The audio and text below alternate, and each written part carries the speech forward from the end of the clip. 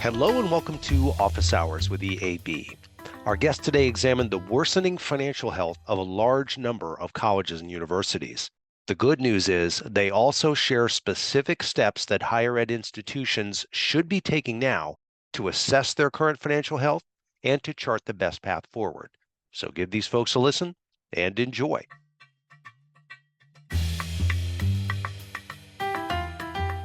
Hello, and welcome to Office Hours with EAB. My name is Michael Fischer, and I'm a Senior Director of Research here at EAB. One of the areas of focus that occupies more and more of my time these days is the financial performance of colleges and universities around the world. If you haven't delved too deeply into the financial backlogs and information that is out there on universities, you might suspect that given how high tuition costs are, that colleges must be flush with cash. But you couldn't be further from the truth. Those who work in the budget offices of higher education know that most institutions are struggling financially, and that, as the saying goes, about one institution per week either closes for good or gets absorbed by another institution. Now, there are a variety of macro trends that are impacting this performance for the industry, and we're going to talk about a few of them today, but we're also going to unpack the proactive steps that schools can take to assess their current financial health and to determine what the right process for going forward will be, whether it be cost containment, growing revenue opportunities, or trying to rethink institutional strategy. With me today to explore this topic is one of my colleagues, Molly Bell. Molly, would you mind introducing yourself for everyone listening? Of course. Thanks, Michael. Happy to be here. My name is Molly Bell, and I'm Associate Director of Research here at EAB. I work on our administration, finance, and operations team, which focuses on business, facilities, operations, admin, all of those aspects of higher education. Most recently, my team and I completed research on cost containment and how institutions can make sure they're financially resilient and sustainable going into the future. But in addition to that, I've been doing a lot of research on the current state of mergers and acquisitions or consolidation in the higher ed sector. Thanks, Molly, and thanks for being here today. That actually might be a good place for us to start on the consolidation trends within the industry. Again, there's that rule of thumb, that number that people have cited sort of off the cuff of about one institution per week. Can you give us a little insight into how true that is and what actual trends are happening behind the scenes that might suggest where the mergers and acquisition market for higher education is heading? Yeah, let's dive right into there because it's definitely one of those hot button headline issues. I'm sure many of those listening today are familiar with the near daily headlines about institutions closing, merging, being acquired. This can be really concerning given the increased financial pressures that the whole sector, 2 years, 4 years, large publics, privates are all facing. What I found in my recent research is that while there's been a lot of increased interest in consolidation, with one recent survey showing that 16% of presidents have been discussing mergers within the last year. Mergers and acquisitions have actually decreased over the past 6 years, while closures have increased. Mergers and acquisitions or consolidation activity has really leveled out since 2019. We see about 3 to 5 of these arrangements per year. But by comparison, closures have increased significantly, with 74% more closures than consolidation deals since 2020. This is 40 closures versus 23 mergers and acquisitions. What this means is that more institutions have been waiting until it's too late to consider consolidating or forming partnerships with others, and are then forced to close due to financial circumstances. It's important to note some additional context and segmentation trends among these closures, though. Of the nearly 4,000 U.S. higher education institutions, 777 have closed since 2010. But 51% of these are 2-year institutions, and nearly 80% are for-profit organizations. So there are important trends to call out in the number of closures that we've seen.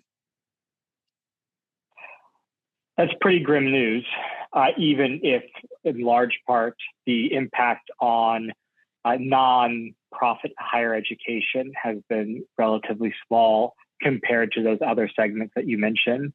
But if we're thinking about the realities of higher education and this continued pressure, it won't be surprising that we forecast that there'll be more and more institutions that are faced with this circumstance. In fact, one of our enrollment studies recently found that about 550 or so not-for-profit four-year institutions in the United States will experience about a 25% or more decline in their enrollment over the next 10 to 15 years. And that level of enrollment decline is almost impossible to recover from without some strong strategic planning and exercising of restraint and productivity early on in the process. Now, Molly, one of the things that came out of the research that you worked on was a 5 states of higher education finances, ranging all the way from a stewardship mindset of holding the line and thinking ahead about the needs of the institution, all the way to the catastrophic existential threat that consolidation and M&A activity provides. So let's shift a little bit more away from the most dire to the realities of institutions that are either very concerned or actively in financial crisis right now. Those are the institutions that are thinking about budget cuts and the consequences that cost containment might do. What are some of the major trends that you're seeing when you talk to institutions about what they can do for cost containment and for trying to hold their financial books in line?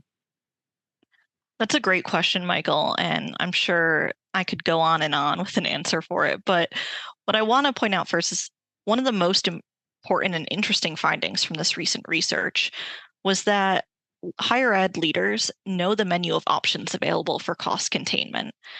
But as you pointed out, what really is necessary to make effective change is this proactive planning component, hence why we created this 5 levels of financial performance continuum.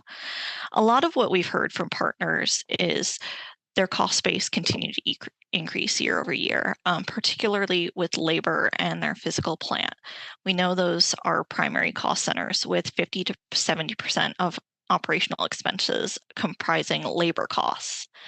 So there's some interesting case studies and examples I'd love to point out from partners we've talked to over the last few months, such as the University of Central Arkansas has undertaken a resource optimization initiative. So as part of this, they've saved over $5 million from an 80 full-time employee or FTE reduction. This is a combination of labor tactics they've employed, from offering voluntary retirements, redesigning roles that have been vacant to better suit future needs, and a reduction in their part-time or temporary positions. They also took a look at where they could trim the fat, so to speak, on technology around the institution, such as reducing desktop printers, which gave them over $100,000 in savings. Another example from the new school on that space component, they were able to incentivize faculty to relinquish their private offices and saw $3.4 million in annual savings by being able to shed 48,000 square feet of lease space.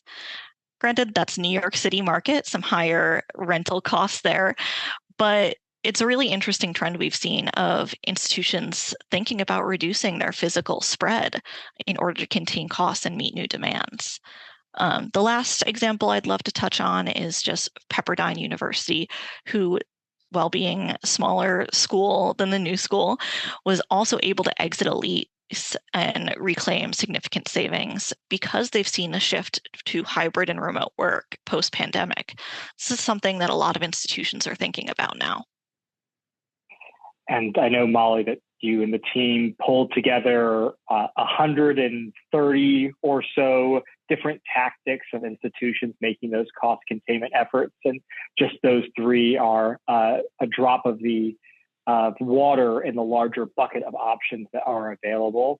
But as I was reading through this work, I was touched by, there are a few broader trends that we've seen that really influence our philosophy at EAB as we advise institutions undergoing significant financial pressure or needing to cut a certain amount of costs in order to achieve their financial targets.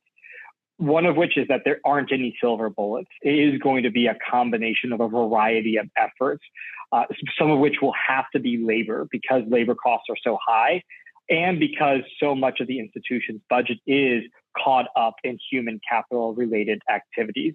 So if you're unwilling to think about position control, vacancy review, voluntary layoffs, you're unlikely to be able to achieve the magnitude of savings necessary to actually right the financial state of SHIP. The second one that I think we've observed quite clearly is that across the board cuts don't work.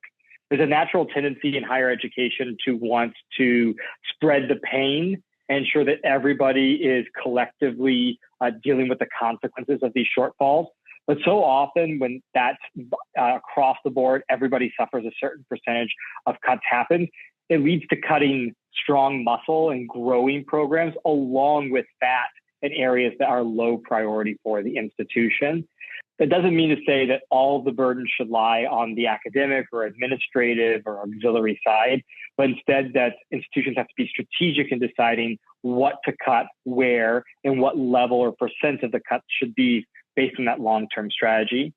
I think that speaks to the third overarching philosophy, which is that institutions, as part of these cuts, have to think proactively in the long term about being leaner but stronger for it, recognizing that we can no longer be everything to everyone, and that not every initiative that has some sort of successful outcome for our research, for our student success, or for our community engagement can be funded and supported in an era of fewer resources and less opportunity. So instead, determining what are our core priorities, what is our core business, and where do we want to focus our investment, and then shedding over time some of the investment in those non-core areas so we can be leaner but stronger moving into the future. Molly, speaking of that point about labor costs, I know that you've looked at the vacancy review position control space recently. Are there any major changes in how people are thinking about looking at positions and thinking about the kinds of roles that they might want to have on campus with that spirit of cost reduction in mind? Absolutely. Well, labor has been long an area that people are hesitant to touch. You know, you're talking about possibly eliminating or downsizing roles. It's very hard.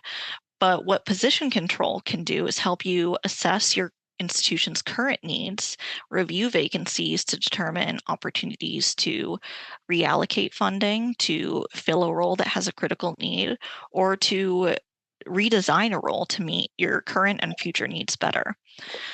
So while the playbook hasn't changed drastically of the methods of position control, one of the key trends that I've discovered is it's become a lot more common among higher ed. So a variety of formal and informal policies. So some institutions have taken to instituting position control strategies directly into their HR handbooks and their hiring processes to make sure every vacant role is evaluated for how can we make this more efficient? How can we make this better? Is there an opportunity to combine this with another role that has a similar need? We've also seen some informal proliferation of this as well, where it's not directly written into the hiring processes or policies, but committees or practices are formed. Sometimes this is a measure of one-off cost containment, such as creating mandatory hold open periods where an institution chooses to set a period of typically between 2 and 4 months where all vacant roles remain open to harness those one-time cost savings. We've seen institutions be able to achieve upwards of $1 million in savings on this sometimes. The other major trend I'd love to call out here as it relates to position control is the formation of position control or vacancy review committees. A lot of higher ed leaders are taking a more deliberate approach to how they evaluate vacancies and elevating that to the executive level to make sure that we're taking a whole institution approach to addressing vacancies and our headcount across the institution. We often find that unit level leaders are quick to backfill a vacancy, where elevating that to an executive committee is able to look at, okay, how does this role align with our strategic priorities? Maybe even mapping back to goals in the strategic plan. But overall, the menu of options, such as mandatory hold open periods, redesigning roles when they become vacant, or creating a vacancy savings target, haven't changed significantly. Michael, you touched a little bit on leaner but better. And I'd love to get your thoughts about how would you advise university leaders with respect to running a lean organization to go about this without stripping away their ability to provide a full range of support services that today's students desperately need to succeed? Some of that is thinking about what does a truly innovative organization look like? Where can you break down silos within the institution, whether through shared or scaled services, elimination of redundancies, or even thinking proactively about services that you might be able to provide to the broader institutional network, shared resources with your medical center or hospital, with local community or governmental bodies, or with industry partners that you might have. Thinking about the places where there are existing resources that are under-tapped or underutilized, but you are paying for them cost effectively. Some of it's also thinking about technology. There's been a lot of talk about artificial intelligence and generative AI tools, and there will be continued novel approaches. We at EAB are tracking them. We've put together more than 30 of the most innovative ideas that we've seen in higher education that can serve as inspiration for looking for those. But those are more long-term plays. You're going to require investment up front before you see the ROI on those. But there are a lot of processes and existing technological investments that are inefficient for the organization. Shadow systems, redundancies, delays that require waiting for organizations, and just evaluating your existing processes, organizational structures, and the activities that people do can probably net you a lot of efficiencies and leanness without making significant fundamental changes to the organization. In the long term, though, we're just going to have to think differently about how we run our organizations. As I mentioned earlier, some of that is thinking about what we prioritize and what we don't, but some of it's also thinking about what we reward versus what we dismiss or dissuade people from. Right now, there's a lot of praise and accolades that come from our faculty or our staff growing programs or launching new endeavors. We don't necessarily reward people or give them high praise for significantly cutting back costs or holding the line amidst growing inflation and growing cost measures. There could be a lot more innovation and opportunity for us to praise people who are allowing their organization or entities to run more efficiently alongside those that grow and expand the institution scope and scale. Let's turn, Molly, then to the final portion of that financial spectrum. We talked about the existential threat of consolidation.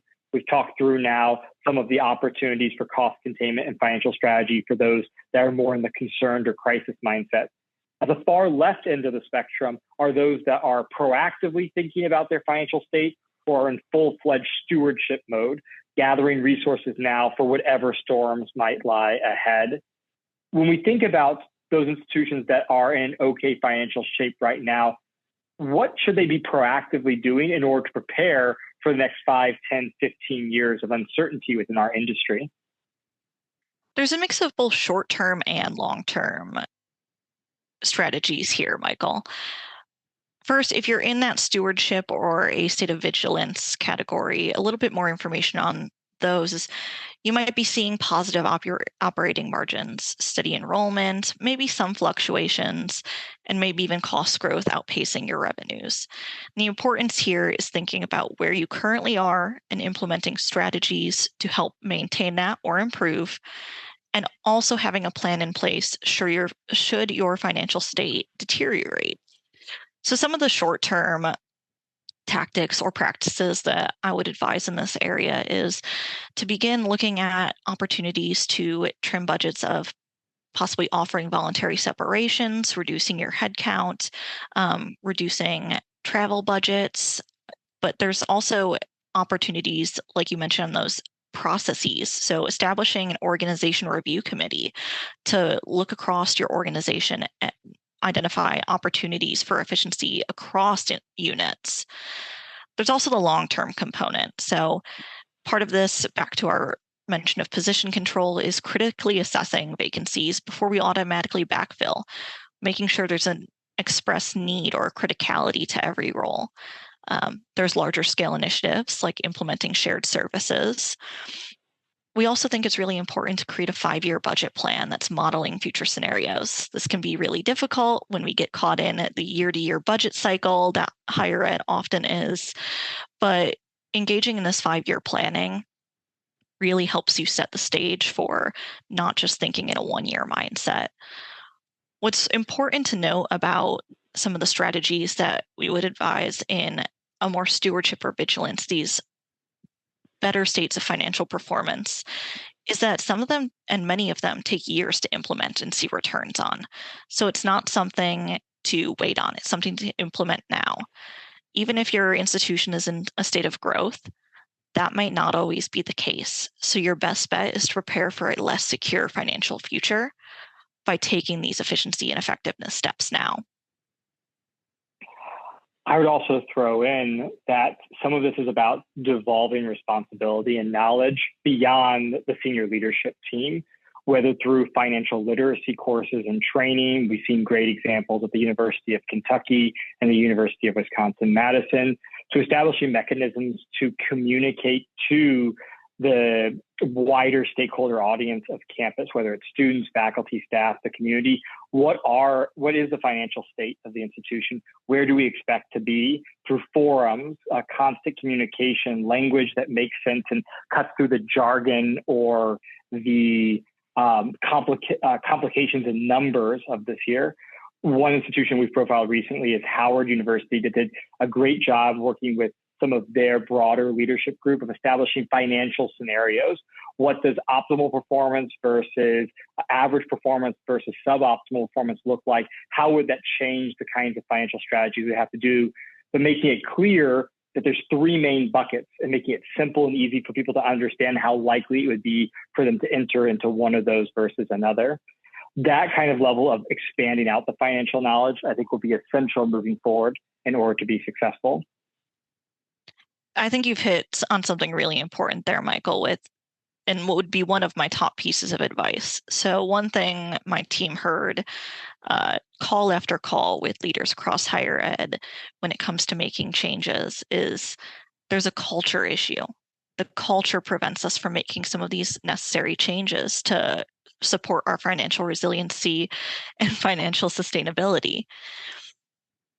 A lot of the common answers we heard on calls, we categorize them down into 4 buckets. It's really easy to not see, or I don't see a problem. It's not my problem.